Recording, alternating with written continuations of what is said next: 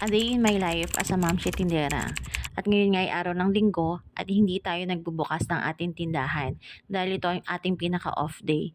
Pero ang off day natin sa tindahan ay gagawin natin productive sa loob ng bahay. At tara, samahan niyo ako. Ipapakita ko sa inyo ang aming ginagawa pag Sunday. Magsisimba nga sana kami kayo ng umaga kaso nga lang tinanghali kami ng gising dahil talagang pinili namin magpahinga dahil ilang araw kaming super pagod dahil nung 2 araw ng Sunday kami naka-open dahil meron kaming pinapagawa sa aming tindahan. At ngayon Sunday sana, ang plano namin is magpahinga muna, mag-relax-relax muna habang nanonood ng TV. Plano na rin akong bumangon yan dahil hindi na ako makakatulog yan dahil gising na ang aking bunso at tiyak siya ay gutom na. Time check pala dyan ay alas 9 na ng umaga. Alas 9 na kami ng umaga gumising pero talagang plano namin is alas 12 na kami gigising. Fast forward tayo at eto na nga pumunta na ako sa kusina para sa gayon is makapag-prepare na ng pagkain. Pero bago yan, magpapainit muna tayo ng mainit na tubig para tayo ay makapagtimpla ng ating kape.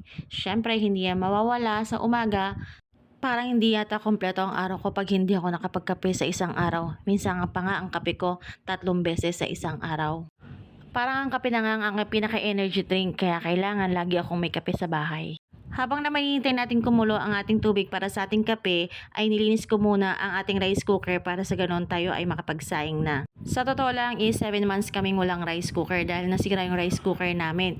So pinili na lang namin munang magluto sa kalan para sana may tutong-tutong.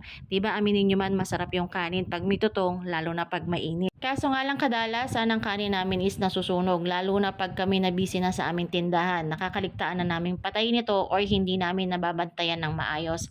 Kaya ang ending, ang aming tutong is nagiging tutong na tutong as in itim, pati kaldero itim. Kaya dali-dali na ako bumili ng rice cooker namin para iwas tulok at para hindi na masayang ang kanin. Dahil pag sunog na yung kanin, hindi mo na siya talaga makakain. 3 beses ko palang hinugasan ng aming bigas para sa gayon siguradong matanggal ang alikabok at dumi. Isa pala sa mga natutunan ko sa lola ko noon kung paano magsukat ng tubig sa ating sinaing. Ayan, ginagamit lang natin ang ating mga daliri. Yan ang ating natutunan pag ikaw ay sese matwa. Kaya dati nagugulat ako sa mga ka-boardmate ko. Ang pinangsusukat nila ng tubig nila ay yung pinangtakal nila ng kanilang bigas. Sabi ko, napaka-hassle naman yan. Pag yan ang ginagamit mo, babasain mo pa yung takalan. At lagi nating ugaliin punasan ng ating rice cooker bago natin ito ilagay sa kanyang pinakalutuan para iwas sira. Para naman sa gayon is tumagal sa atin ang ating mga appliances dahil hindi biro ang bumili ng appliances sa ngayon lalo't walang humpay ang pagtaas ng bilihin. Dito naman tayo ngayon sa ating pagtitimpla ng kape at dahil hindi pagising si Daddy Bear, ang kape ko muna ang aking titimplahin.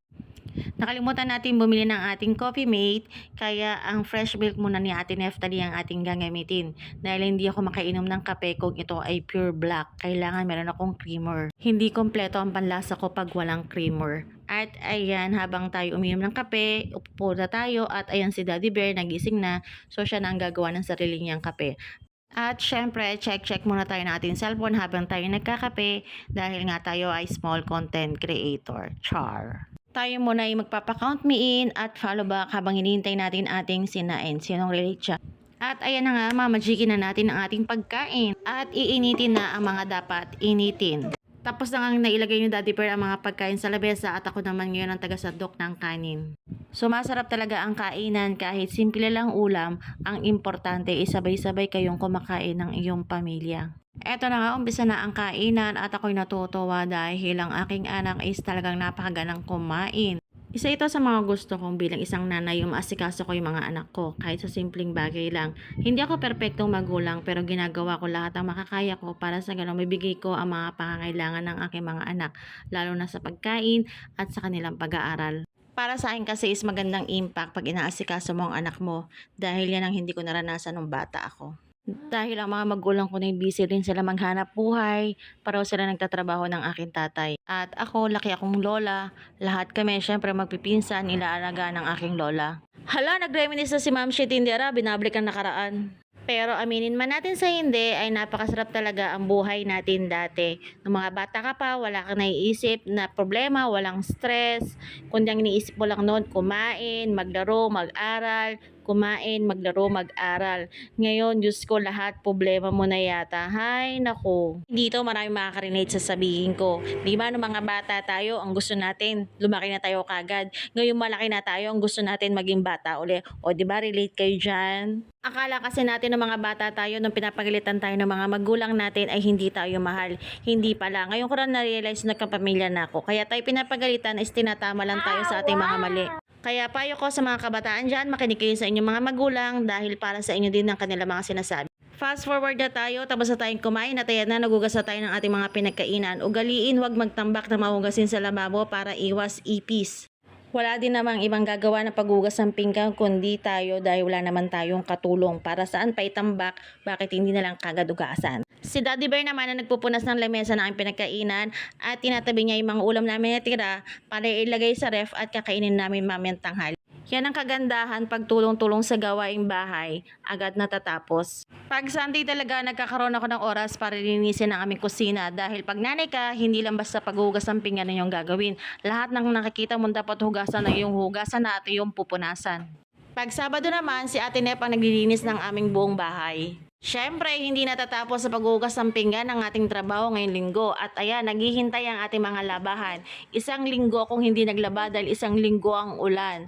Napag-iwa-hiwalay ko na ang dekolor sa puti at ayan, magsasalang na tayo ng ating labahan. Siguro makakatatlong salang lang tayo ngayon dahil limited lang ang ating sampayan. Si Panasonic matik ang ating katawang sa paglalaba. Hindi tayo pwedeng mag-hand wash. Diyos ko, pag nag-hand wash pa tayo, ano na mangyayari sa mga kamay ko? Baka hindi ko na sila magalo. Napakalaking tulong talaga sa akin ang gantong washing machine dahil hindi mo na kailangan pang mag-hand wash. Ay, hintay mo na lang matapos ang oras at ikaw'y magsasampay na lang. Lalo na sa akin, napakarami kong trabaho. Meron pa akong tindahan na dapat inaasikaso. Hindi mo dapat pabayaan ang tindahan. And that's all for today's video mga kamamshi. Thank you for watching. See you in my next vlog. Bye-bye!